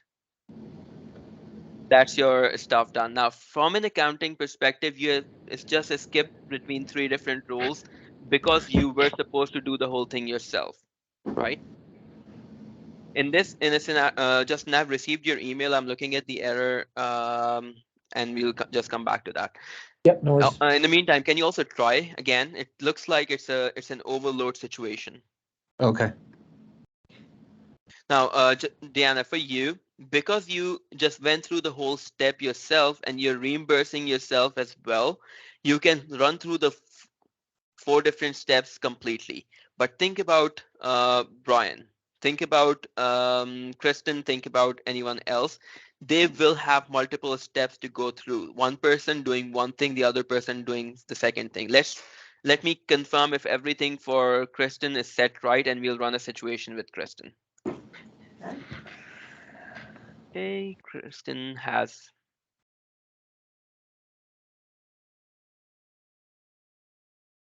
employees created, and let's check if she has private address assigned.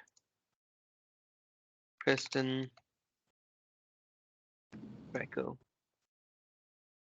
Okay, that's that, and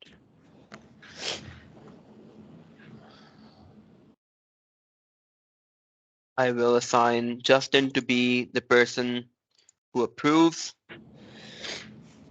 Okay.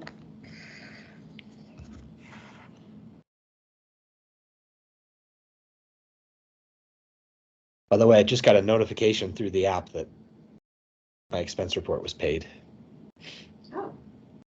Oh, That's when I paid from the receipt. Yep. When we were looking at it.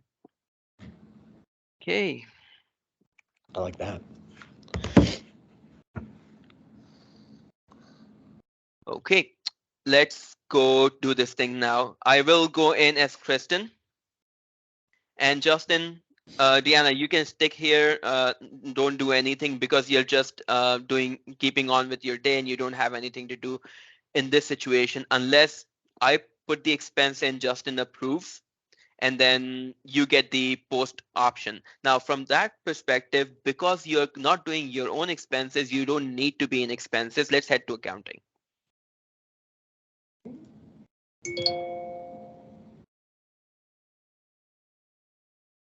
Now, accounting, you see that vendors menu, the third menu up there, in the top menu list. Oh, up here, yeah. Yep. Yep. Let's open this one up, and the way you see expenses is through this employee expenses menu. Yep. It will only show you reports that are there. You see approved ones and non-approved ones as well. So anything for your action list, you will see anything that's approved and needs to be posted. That's the status.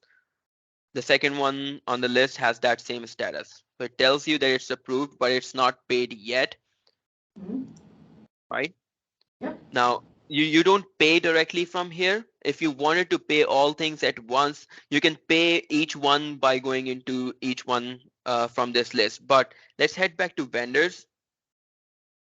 Okay, and I have like And 1 minute left. Yeah, we got to roll, Zubair. Yeah. We'll have to, Pick it up on we'll have to pick Friday. this up next time. Deanna, you're gonna be there Friday? Yeah. Okay. I'll send you another request for a training session, but at the end of the day, just a follow-up training session in terms of what we need to do. At the end of the day, I expect to create all users, have their employees created, and Okay. all of those things in place. So you'll be able to go into Odoo. And Deanna, I expect you to share that file that we just looked at and provide access to that Google account. I'll share the Okay. email. Would you be able to do that even if you have left the office, or do you need to be in the office to do that? Yeah, I'm gonna try to take care of them before, both things before I leave. So And you'll do I'll that- get the You're gonna do that in production, Zubair, or in the playground? in production. In In production. production. Okay, great. That means that the system is ready to be taken live. Your expense products will all be there, and people can start recording expenses. Great. Okay. Okay, Right. thank you, sir. Thank you. Thank you. Bye.